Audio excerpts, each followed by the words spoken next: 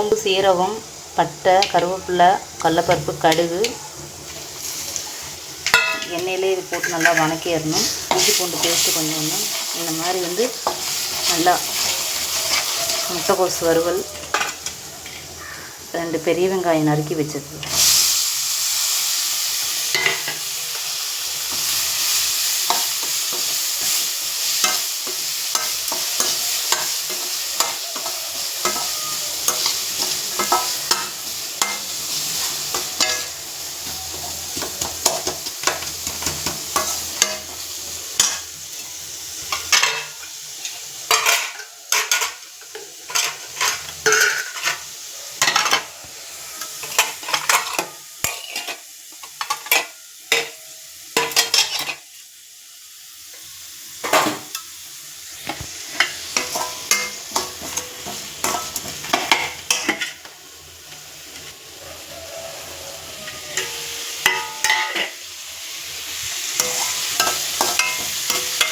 முடிஞ்ச அளவுக்கு சாதத்தை வடித்து சாப்பிடுங்க. மூட்டு வலி நம்மளுக்கு சுகர் வராமல் தடுக்கும்.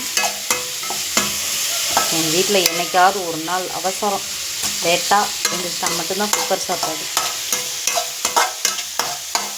நல்லா இந்த வணங்கிட்டு இருக்கும்போது முட்டைக்கோஸ் நல்லா கழுவி ட்ரை பண்ணி வச்சுக்கணும்.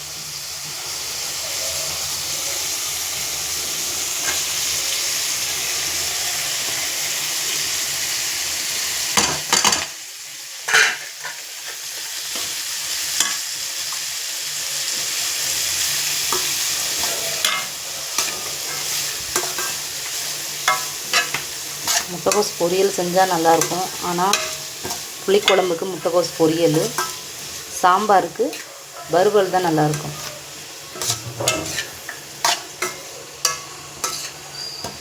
நல்லா இந்த மாதிரி கிளறி விட்டுக்கணும். இதில் ஒரு முட்டை உடச்சி ஊற்றினா நல்லா இருக்கும்.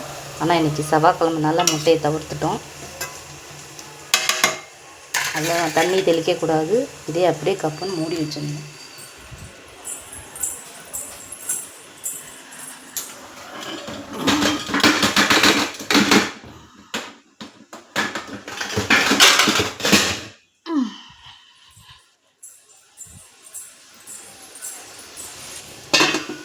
மூடி வச்சிடணும். அவ்வளோதான்.